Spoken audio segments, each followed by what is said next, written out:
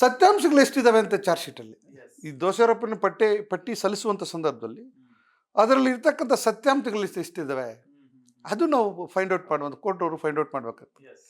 ಸತ್ಯಾಸತ್ಯತೆ ಎಷ್ಟಿರ್ತದೆ, ಅದರ ಸತ್ಯಾಂಶಗಳು ಎಷ್ಟಿರ್ತವೆ, ಅದು ನಿಜವಾಗ್ಲೂ ಸಹ ಅವರು ಯಾವುದೇ ಒತ್ತಡಗಳಿಲ್ಲದೆ ಸಾಕ್ಷಿಗಳನ್ನು ಹೇಳಿದಾರಾ, ಅಥವಾ ಸಾಕ್ಷಿಗಳನ್ನು ಸೃಷ್ಟಿ ಮಾಡಿದಾರಾ, ಅಥವಾ ಸಾಕ್ಷಿಗಳನ್ನು ಕರ್ಕೊಂಡು ಬಂದಿದ್ದಾರಾ, ಅಥವಾ ಟೆಕ್ನಿಕಲ್ ಎವಿಡೆನ್ಸ್ಗೂ ಮತ್ತು ವೈಜ್ಞಾನಿಕ ಎವಿಡೆನ್ಸ್ಗೂ ಮತ್ತು ಇವರು ಹೇಳಿರ್ತಕ್ಕಂಥ ಹೇಳಿಕೆಗಳು ವ್ಯತ್ಯಾಸಗಳಿದ್ದಾವ, ಮ್ಯಾನಿಪುಲೇಟ್ ಏನಾದರೂ ಮಾಡಿದ್ದಾರೆ ಅದರಲ್ಲಿ, ಅಥವಾ ಇವರು ರೆಕಾರ್ಡ್ ಮಾಡಿರ್ತಕ್ಕಂಥ ಇವನು ಎಫ್ ಐ ಆರ್ಗೂ ಕೋರ್ಟ್ ಪೊಲೀಸವ್ರ ಮುಂದೆ ಕೊಟ್ಟಿರ್ತಕ್ಕಂಥ 161 ಸ್ಟೇಟ್ಮೆಂಟ್ಗೂ ಮತ್ತು ಕೋರ್ಟ್ ಮುಂದೆ ಕೊಟ್ಟಿರ್ತಕ್ಕಂಥ 164 ಸ್ಟೇಟ್ಮೆಂಟ್ಗೂ ಮತ್ತು ಇವರು ಕೋರ್ಟ್ ಮುಂದೆ ಮತ್ತೆ ಹೋಗಿ ಎವಿಡೆನ್ಸ್ ಕೊಡುವಂಥ ಸಾಕ್ಷಿಗಳು ಪ್ರಮಾಣ ಪತ್ರದ ಮುಖಾಂತರ ಕೊಡುವಂಥ ಎವಿಡೆನ್ಸ್ಗೂ ಈ 4 ಎವಿಡೆನ್ಸ್ಗೂ ಒಟ್ಟಿಗಿದ್ದರೆ ಮಾತ್ರ ಆ benefit of doubt cannot be drawn on behalf the accused.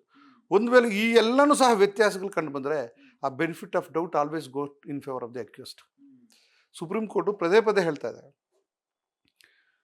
100 ಜನ ಅಪರಾಧಿಗಳು ತಪ್ಪಿಸ್ಕೊಂಡ್ರೂ ಪ್ರಾಬ್ಲಮ್ ಇಲ್ಲ, ಒಬ್ಬ ನಿರಪರಾಧಿ ಶಿಕ್ಷೆ ಆಗಬಾರ್ದು ಅಂತಕ್ಕಂಥ ತತ್ವದ ಮೇಲೆ ಇವತ್ತಿನ ದಿವಸ ಕಾನೂನುಗಳು ಇರ್ತಕ್ಕಂಥದ್ದು.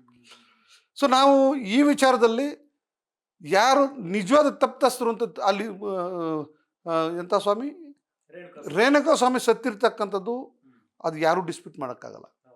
ರೇಣುಕಾ ಸ್ವಾಮಿ ಬ್ರೂಟಲಾಗಿ ಮಾರಣಾಂತಿಕವಾಗಿ ಹಲ್ಲೆ ಮಾಡಿ ಗಂಭೀರ ಗಾಯಗಳು ಪಡ್ಕೊಂಡು ಭಯಂಕರವಾಗಿ ಅವರನ್ನು ಹತ್ಯೆ ಮಾಡಿರ್ತಕ್ಕಂಥದ್ದನ್ನು ಸಹ ಯಾರೂ ಸಹ ಅದನ್ನು ತಿರಸ್ಕರಿಸೋಕ್ಕಾಗೋದಿಲ್ಲ.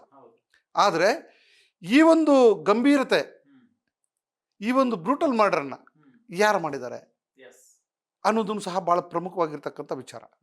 ಆಮೇಲೆ ನಿಮಗೆ section 302 and 201 and 34 read with 34 common ಇಂಟೆನ್ಷನಿಂದ ಸತ್ತಿದ್ರೆ ಅದು ಭಾಳ ಗಂಭೀರತೆಯನ್ನು ಪಡ್ಕೊಳ್ತದೆ. ಇದು ಶಿಕ್ಷೆ ಕೊಡುವಂಥ ಸಾಧ್ಯತೆಗಳು ಜಾಸ್ತಿ ಇರ್ತವೆ. ಆದರೆ ನಾನು ವಿಶೇಷವಾಗಿ ಇವತ್ತಿನ ದಿವಸ ಈ ಒಂದು ತನಿಖೆ ಹಂತದ ವಿಚಾರದ ಬಗ್ಗೆ, ಅದಕ್ಕೆ ತನಿಖೆ ವಿಚಾರದ ಬಗ್ಗೆ ನಾನು ಹೇಳಬೇಕಾಗ್ತದೆ.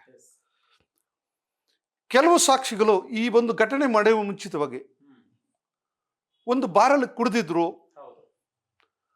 ಅಂತಕ್ಕಂಥ ಅಂಶಗಳು ಚಾರ್ಜ್ ಶೀಟಲ್ಲಿ ಬಂದಿದೆ ಅಂತಕ್ಕಂಥದ್ದನ್ನು ಕೇಳ್ಪಟ್ಟಿದ್ದೀನಿ.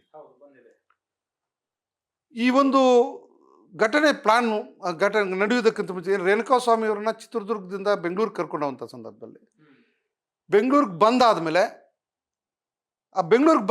ಕರ್ಕೊಂಡ್ಬಂದಿದ್ದೀವಿ ಅಂತಕ್ಕಂಥ ವಿಚಾರವನ್ನು ದರ್ಶನ್ಗೆ ತಿಳಿಸಿದ್ವಿ.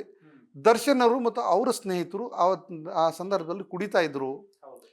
ಅಲ್ಲಿಂದ ನೇರವಾಗಿ ತನ್ನ ಹೆಂಡತಿಯನ್ನು ತನ್ನ ಪವಿತ್ರ ಗೌಡ್ರನ್ನ ಮನೆಗೆ ಹೋಗಿ ಪವಿತ್ರ ಗೌಡ್ರನ್ನ ಸ್ಪಾಟಕ್ಕೆ ಕರ್ಕೊಂಡೋಗಿ ಅಲ್ಲಿ ಹಲ್ಲೆಯನ್ನು ಮಾಡಿದ್ದಾರೆ ಅಂತಕ್ಕಂಥ ಒಂದು ವಿಚಾರವನ್ನು ಮಾಧ್ಯಮಗಳ ಮುಖಾಂತರ ಮತ್ತು ಚಾರ್ಜ್ ಶೀಟಲ್ಲಿ ಇದೆ ಅಂತಕ್ಕಂಥ ವಿಚಾರವನ್ನು ನನ್ನ ಗಮನಕ್ಕೆ ಬಂದಿದೆ. ಒಂದು ವೇಳೆ ಇದು ನಿಜ ಆಗಿದ್ರೆ, ನಾನು ಈ ಹಿಂದೆ ಹೇಳಿದ್ದೆ ನಿಮಗೆ, ಸೆಕ್ಷನ್ 84 and 85 ಇಂಟಾಕ್ಸಿಕೇಷನ್ ಇರ್ತಕ್ಕಂಥ ವ್ಯಕ್ತಿ ಮತ್ತು ಮಾನಸಿಕವಾಗಿ ಸ್ಥಿಮಿತತೆ ಇಲ್ಲದೆ ಇರ್ತಕ್ಕಂಥ ಒಬ್ಬ ವ್ಯಕ್ತಿ ಲುನಾಟಿಕ್, ಈ ಇಬ್ಬರು ವ್ಯಕ್ತಿಗಳು ಸಹ ಯಾವುದೇ ಅಫೆನ್ಸ್ ಆಗುವಂಥ ಕೃತ್ಯಗಳು ಅಥವಾ ಚಟುವಟಿಕೆಗಳ ಕಾರ್ಯಗಳ ಕೆಲಸವನ್ನು ಮಾಡಿದರೆ so that cannot be considered as an offence ಅಂತಕ್ಕಂಥ ಒಂದು ಕಾನೂನನ್ನು ಇಂಡಿಯನ್ ಪಿನಲ್ ಕೋಡಲ್ಲಿದೆ. ಗ್ಯಾರಂಟಿ ನ್ಯೂಸ್, ಸುದ್ದಿ ಖಚಿತ, ನ್ಯಾಯ ನಿಶ್ಚಿತ.